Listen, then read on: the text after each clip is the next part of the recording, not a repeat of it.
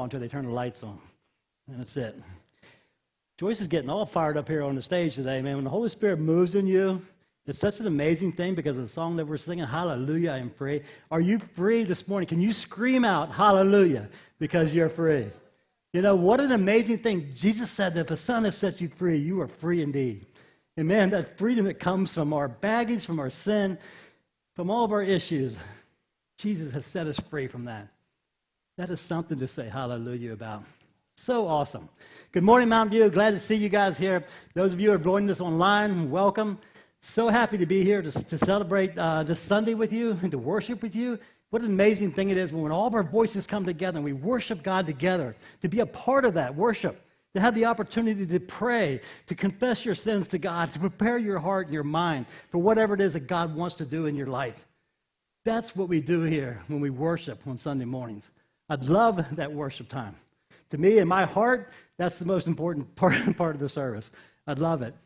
It sets an opportunity for all of us, not just on an individual basis to come before God, but for all of us to come together as one group, as one family, to worship Him. So today we're going to continue on with the Lenten series that we've been working on. We're talking today about Jesus' heart and His ability to be obedient to God, even when maybe He didn't want to do that. You'll see what I mean later. But for each one of us, we all, God asks us to do things sometimes, right? We're just scared. It's too much. I can't do that. That's not who I am. But we can be obedient to God always. And we're going to look at today how Jesus did that and how we can take those same principles and apply them to ourselves as well. So I want to take you back to start off with. We're going to go back 2,000 years, okay? It's about midnight. We're in the Garden of Gethsemane. We're standing underneath of an olive tree, looking out through the darkness across the Kidron Valley. And across the Kidron Valley, we can see these torches coming, this mob of men that are coming towards us. We can hear their voices drifting up to us, up to the Garden of Gethsemane. And so we see them coming towards us. And we know that something is definitely about to happen. And we know that these men are intent on their purpose, which was to arrest Jesus. So when they get up there, surprisingly, Judas is with them too. The mob approaches, and Judas greets Jesus with a kiss. This is a sign between a rabbi and his disciple of respect and friendship. And it saddens Jesus so much that Judas would choose that method to betray him. And he asked Judas, are you betraying me with a kiss? And as soon as he does that, some of the men from the group, the mob, they just grab a hold of Jesus and arrest him, take a hold of him. And chaos breaks out. The disciples run in every direction they can run. Even one of them loses his clothing in the scuffle, and he runs off down through the olive trees and naked. In the shouting and the flickering of the torches, confusion breaks out everywhere. Peter is at ground zero in the chaos. He's trying to make decisions second by second as everything is just going crazy around him. And in that moment of crisis and decision, as we all so often do, Peter resorts back to the person that he was before Jesus came into his life. He resorts back to his own inner instinct, his old one, fight. So he pulls out his sword and he cuts off the ear of one of the men. Peter was trying to kill that man because he missed by about that much from doing exactly that. And so at this point in his life, he's fighting against God, fighting directly against God's will and purposes. Because God said, for God so loved the world that He gave His one and only Son. And so Peter is fighting directly against him now. Peter thought he needed to defend Jesus. Never try to defend God. God does not need you or me or anyone or anything in this universe to defend Him. Never try to defend God. But always, never walk away from a fight to defend your faith, to defend your belief in God, to defend your hope in God. Faith that has not been challenged is no faith at all. It is only an ideology, a figment of our imagination.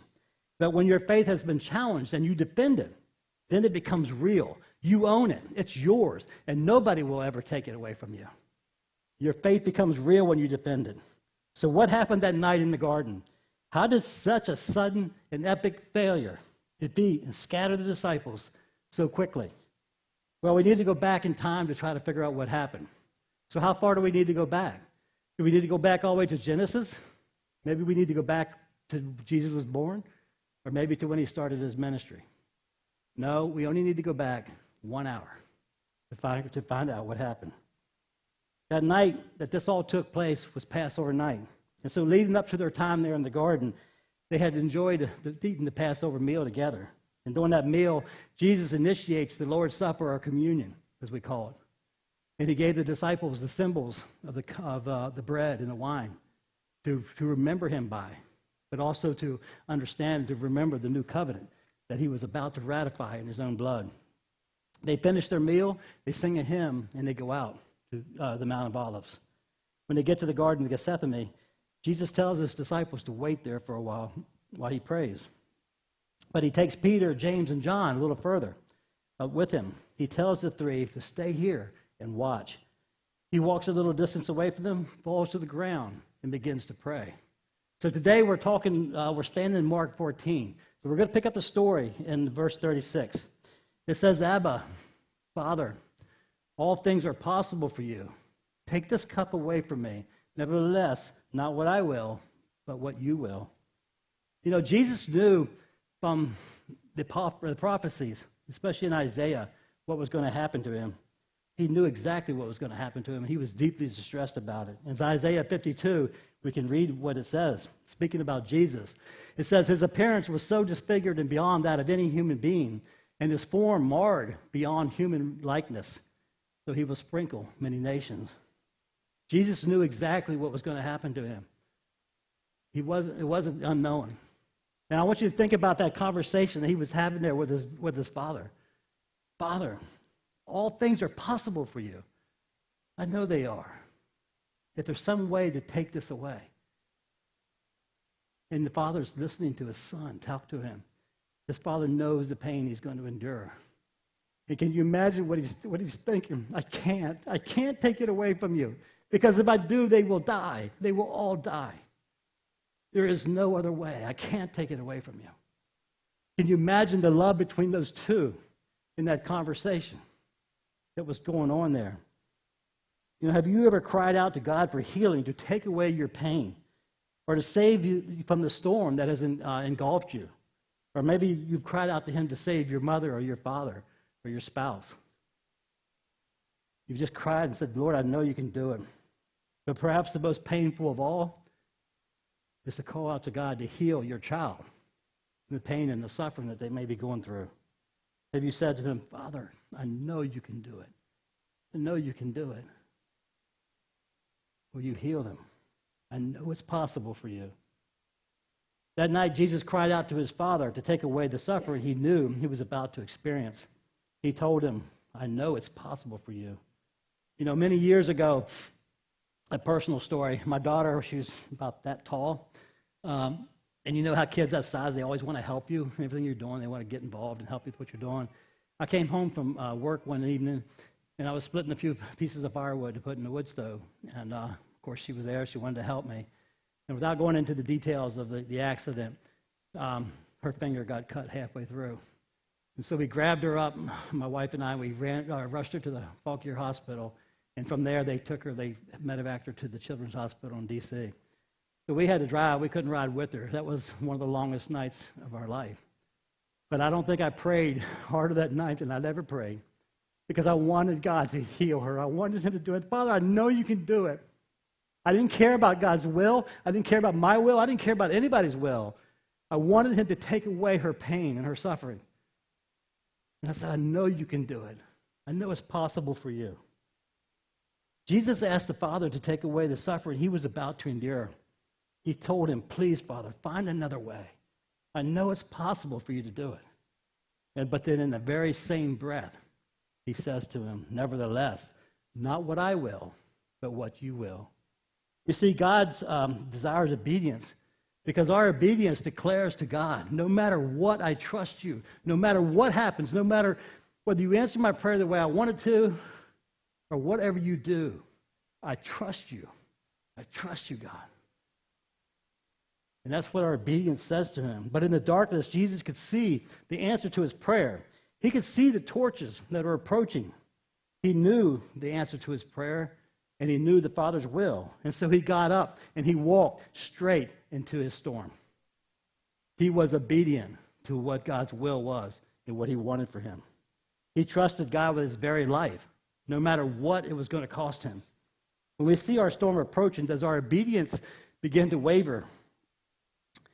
Do we trust God with our will over his own? God's will over our own. And is that trust evidenced by our obedience to God? Or does it instead, do we see our lack of obedience that reveals our lack of trust in God when we see a storm coming? When God asks us to do something that's so far out of our comfort zone or above our abilities, does our obedience begin to waver? Do we start to mumble, I don't know. That's not who I am. I'm not going to do that. Does our obedience begin to waver? Our spirit, connected with God's spirit, knows the obedience that God would have us to live out. But our flesh pushes back. Our flesh tries to push us in the opposite direction that God wants us to go in. In Romans 7, Paul talks about this eternal struggle of obedience. He wrote the things that he desires to do, those things of his spirit. He said, those things I don't do. He said, but the things that he does not want to do, the things of his flesh, he said, those are the things that I do. You know, I think we can probably all relate to Paul on that one, that struggle that we have going on inside. But Paul gave us an answer to how to take care of it. How do we win the battle for obedience? He said, thanks be to God who delivers us through Jesus Christ, our Lord. That's where our deliverance comes, because Jesus knew how to win this inner battle, to be obedient to God. We can pick it up in Mark 37. He says, then he returned to his disciples and found them sleeping. Simon, he said to Peter, how would you like to be Peter at that moment? And Jesus comes back to you. Simon, he said, are you asleep? Couldn't you keep watch just for 1 hour? Just for 1 hour, couldn't you keep watch with me? Watch and pray so that you will not fall into temptation. The spirit is willing, but the flesh is weak. You see, Jesus knew what was about to happen there in the garden. He knew exactly what was coming. He was in fervent prayer seeking God's strength so that he could be obedient to God's will. He knew how to win that battle. When Luke wrote his account of the events in the garden that night, he includes another very important detail. He wrote, an angel from heaven appeared to him and strengthened him.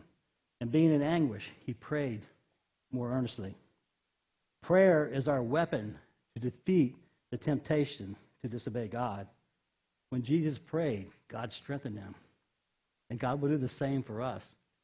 When we're struggling with being disobedient about something, the best thing we can do is just go and pray. And we can tell God, I don't want to do that. I don't think I can do that. I'm struggling, Lord, with this. It's okay to talk to him and tell him what's going on in your heart. And he will strengthen you. He will give you the strength and the ability to be obedient to him. Jesus told his disciples to watch and pray because he knew that in about 1 hour, their faith was going to be challenged. Everything that they believed about Jesus was about to be challenged, and he knew it. Remember, faith that has not been challenged is only an ideology. It's only a figment of our imagination. And on that night, their faith failed the challenge because the disciples were sleeping, and they should have been watching and praying. Jesus used prayer to overcome the temptation to be disobedient to God.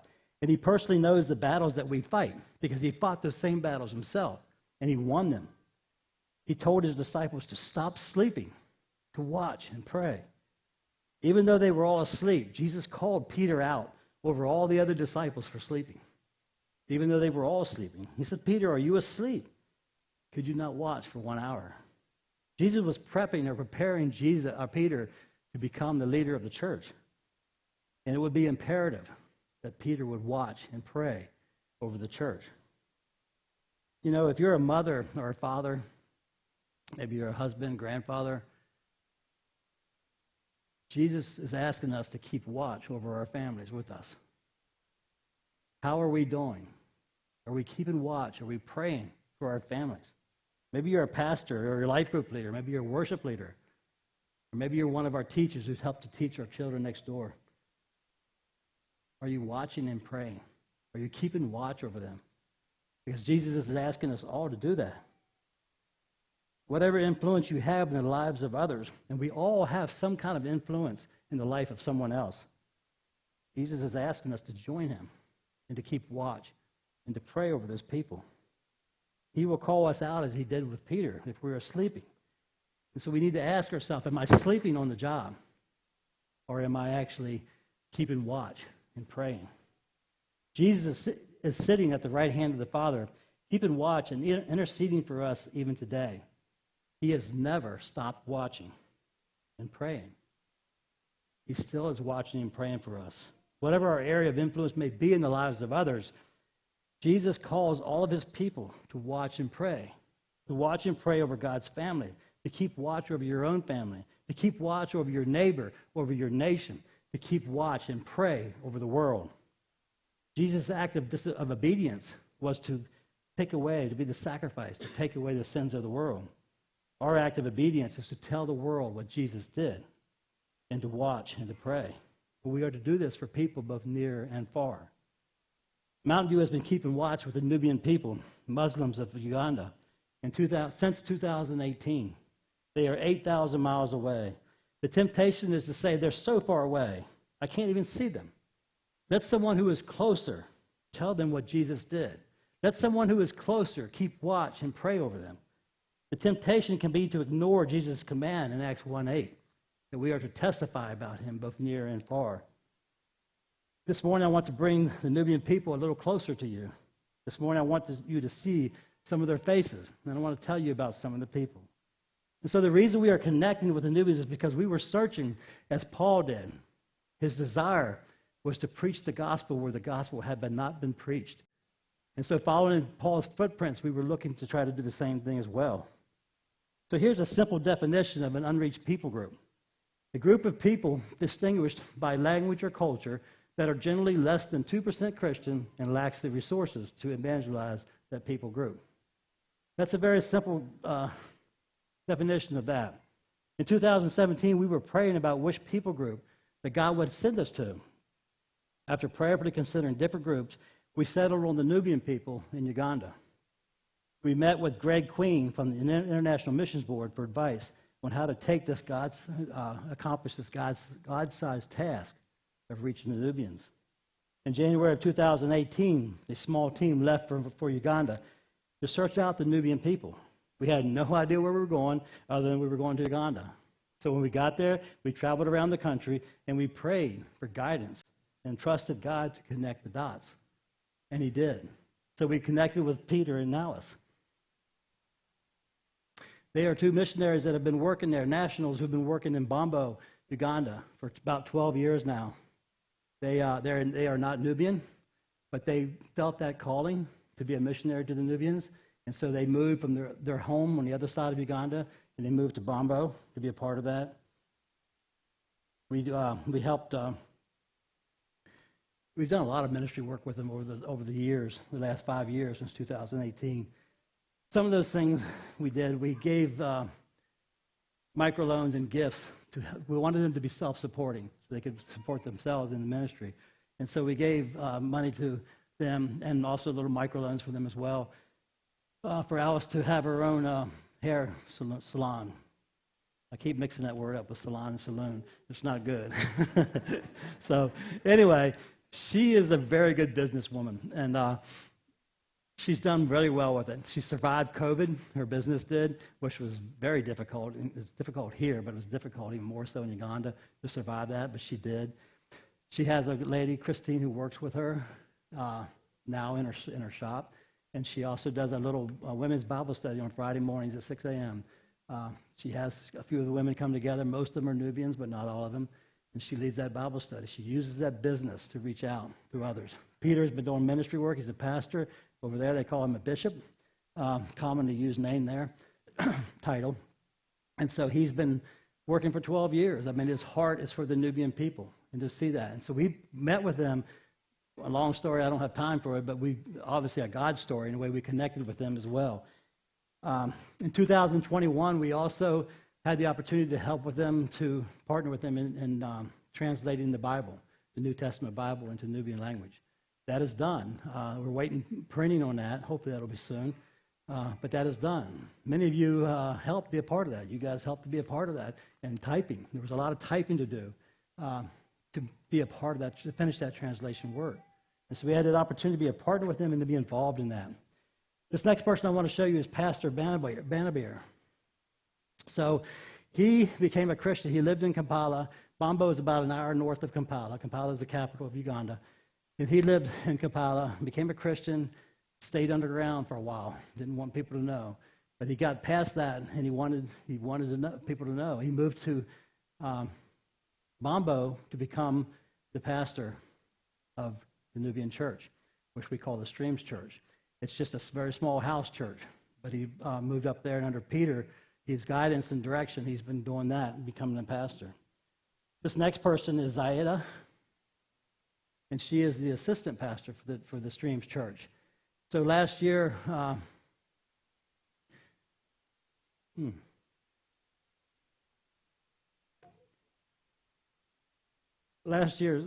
she lost her daughter. She was 18 years old. When she was 17, she was in a motorbike accident and broke her leg. In the process of treating her leg, they discovered that she had a very fast-growing cancer. They amputated her leg, was staved off the cancer for a little while, but not forever. And then she finally did pass away from the cancer. This girl was such a light and such an example. She never lost her hope in Jesus. That's all she ever talked about. And the day she died, she told Peter, I'm going today to see Jesus. That was her hope. That was her life. And the example and the influence she had on the people around her. Stepfather was not a Christian. He's now coming to the Streams Church. He was a Muslim. The impact that that little 17-year-old girl had with her faith, even in the face, God, it's not my will be done, but yours. You know how many people were praying for her to be healed? For whatever reason, God did what God did because he's God, and we are not.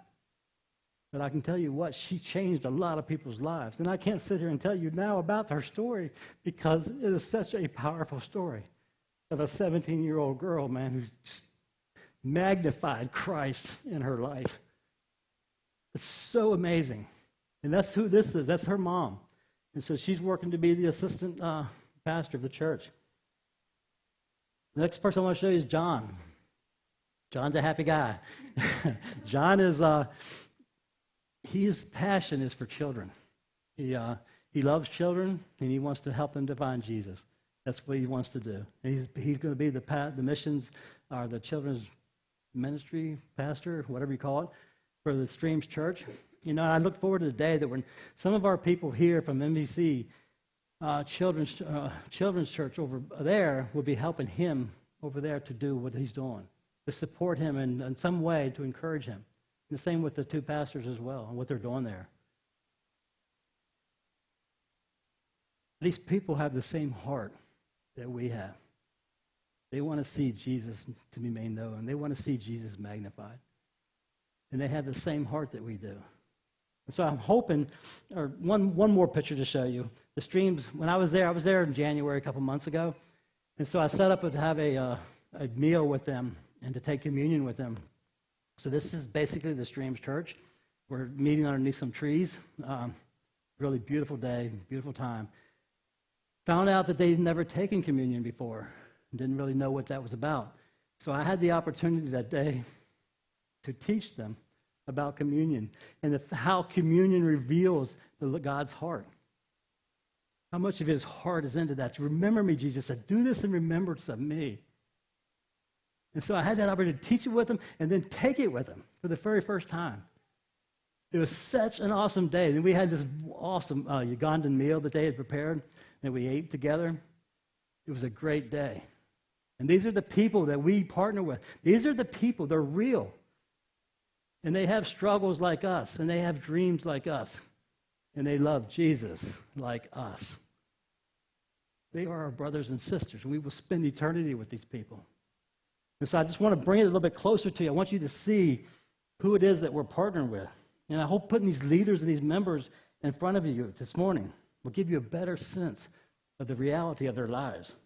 You know, we're not talking about a missions project anymore. We're talking about real live coworkers. that we are standing and watching with, that we are praying with. And the Stream Church has been obedient to make Jesus known. They've been obedient to stand watch. And Mountain View has been obedient to God as well, standing watch with them since 2018. Streams Church has been meeting in the houses because they are in a Muslim community. And they suffer in various ways when people in the community know that they have become Christians. They do get persecuted. Peter and Alice have a few teenage girls living in their house because when their families, they became Christian, and when their families found out, they kicked them out of their house. So Peter and Alice took them in. There's a price to pay for following Christ. And someday the prayer is that their families will become Christian as well, and they'll go back home. But for now, so they've been hiding, just hiding in a house church. They've been meeting in the house churches because they didn't want to be out in the public, but they're not that way anymore. They don't want to meet in hiding anymore. They want to keep watch over their community out in the open. And they want a church of their own where they can openly worship God and be the light to the community that God is commanding them to be obedient to him. And so now we have another God-sized opportunity before us to build a church building for the Streams Church. We believe God is moving us in this direction. We're asking you to be in prayer about it as well. So while I was there in January, I also picked up a title. It took me over a year and a half. It's crazy to get this piece of land and to get a clear title for it. It's a small parcel.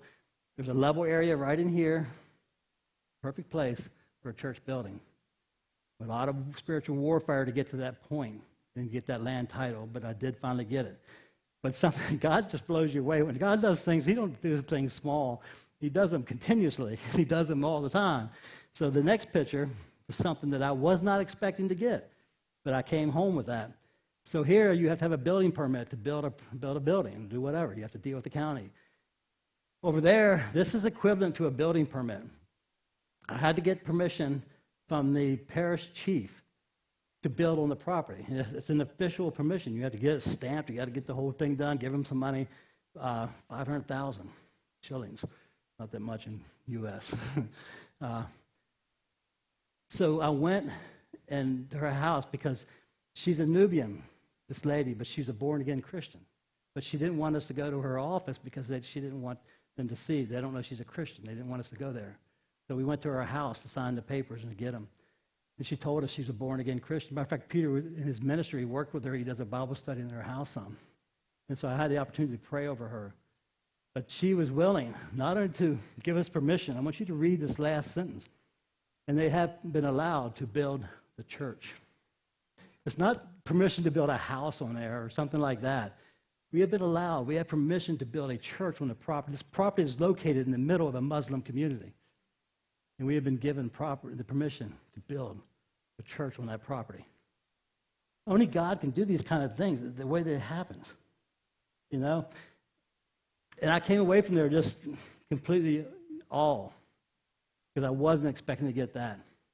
So what is our strategy to build this church?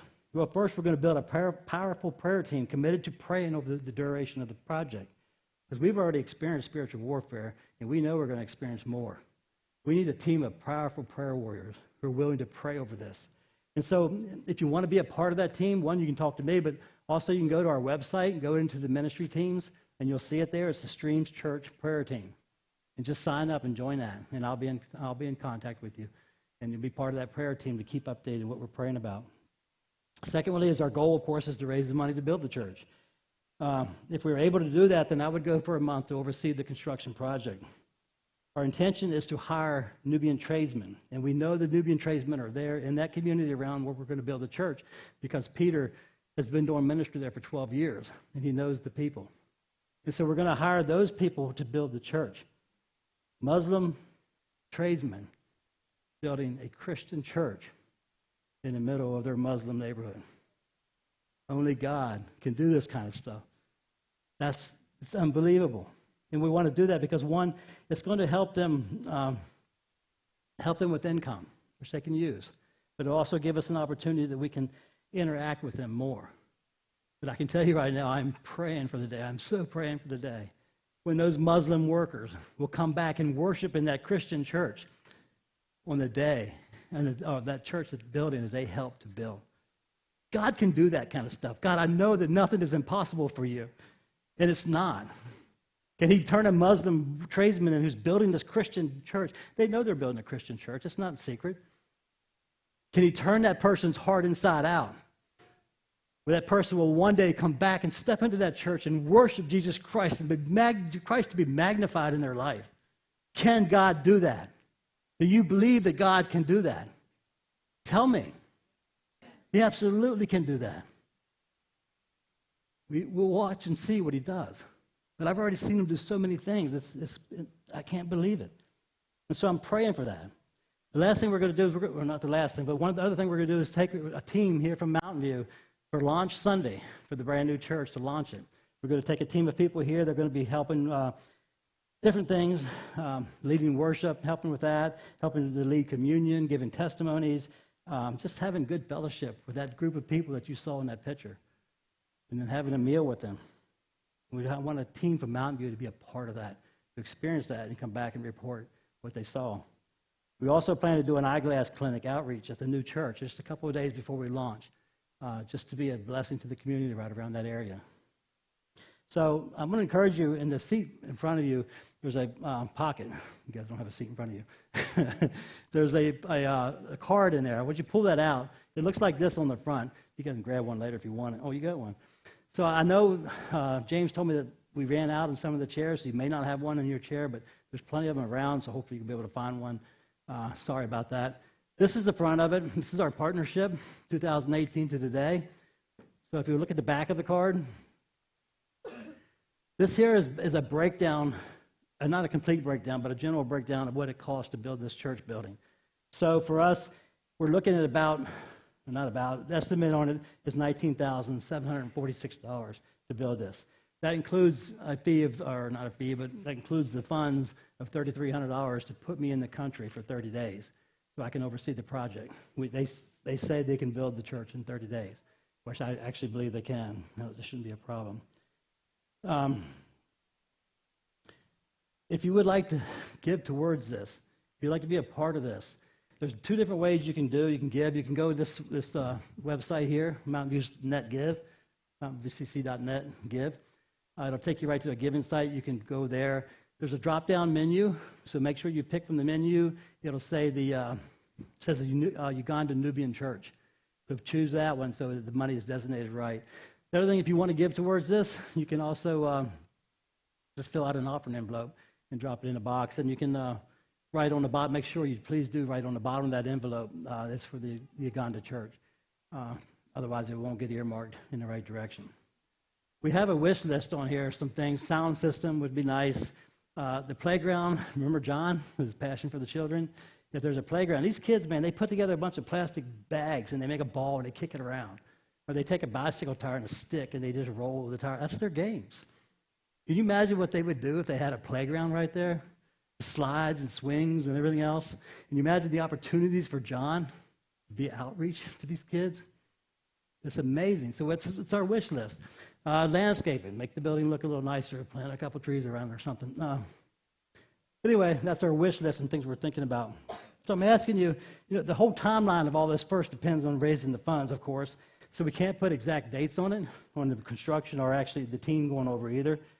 But once the funds are raised, then I'll begin to set the timeline. We'll set the dates. And our hope is for a time frame to build sometime this summer.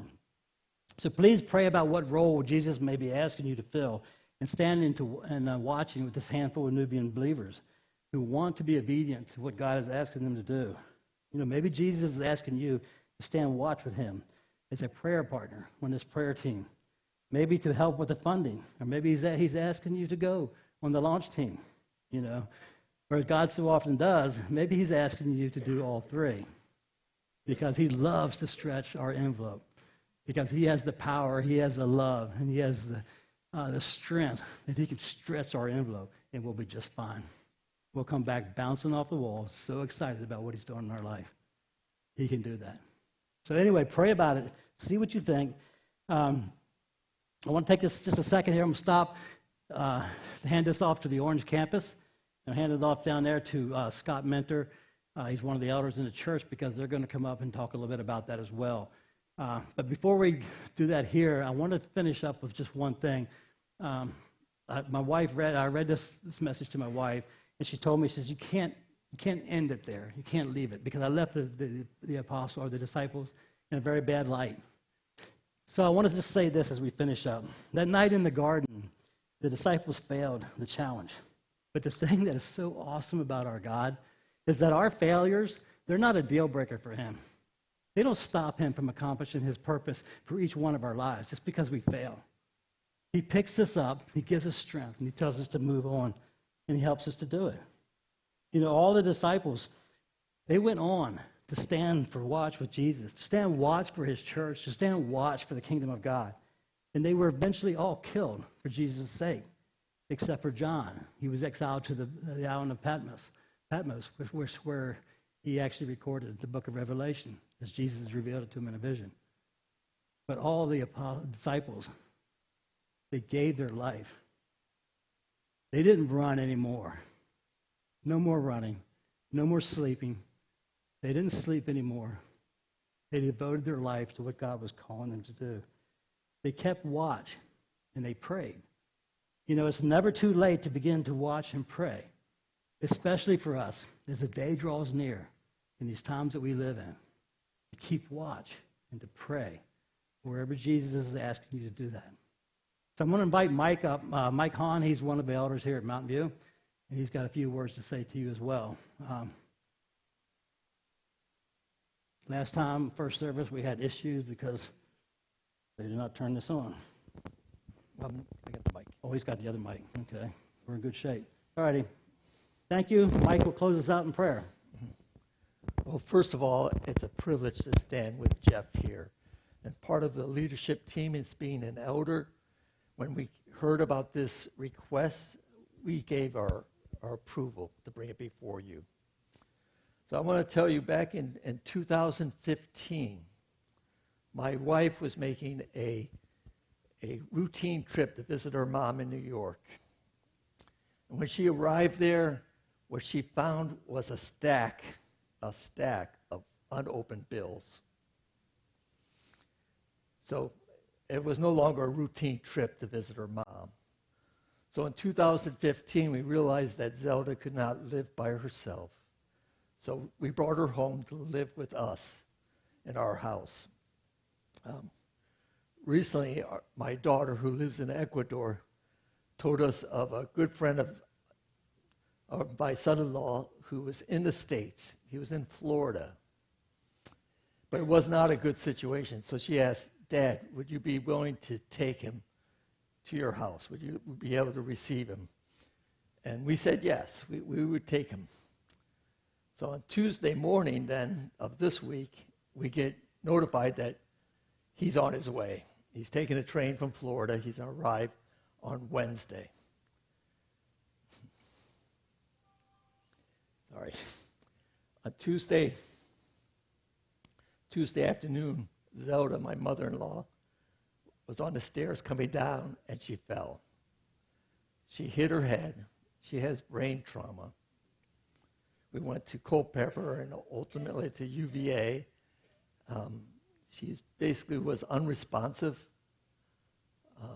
We moved her Friday to a nursing home. And basically she sleeps all the time now. And they say that's pretty common for brain trauma. We went to visit her yesterday, and she opened her eyes. It might not sound like a lot, but for us it was very encouraging because it was a sign of improvement. So why do I share this with you? Because you might be sitting in your seat saying, what, another project? Yes, another project. I recognize that we just finished a capital improvement campaign. I recognize the fact that for the first time in our history, we have a budget over $1 million. But the fact of the matter is, we were not planning to take my mother-in-law to live with us in 2015. We were not planning to have a young man from Ecuador who only speaks Spanish, and I speak no Spanish, come live with us for a period of time. We weren't planning that. And we certainly weren't planning for Zelda to fall and have this brain trauma. But just like that, we didn't plan any of the things, but we need to. That's life, and we need to adjust to life. So in the like manner, the church, we didn't budget for this church in Uganda. We didn't have a budget for it. It wasn't part of our planned, scheduled activities. But God is moving. So when God moves, you belong to a church that wants to say yes. Whenever God is moving, we want to say yes. So as a leadership team here, we said yes to this project. And I guess what we're asking you today is to say yes along with us, to join us in this effort to build this church to God's glory. In Jesus' name. And Lord, hallelujah. Lord, I just want you to bless this congregation, Lord. Let them feel your presence. Let them go out and rejoice in you. Let them be willing to be a voice. Like the Nubian people, they were in hiding. The Christians were in hiding. They didn't want to be known, but now they decided to be known. Let us have that heart's desire to be known in our communities, in our workplace, in our schools. So, Lord, I ask you for a fresh boldness over this congregation, that you bless them with your presence. In Jesus' name, amen.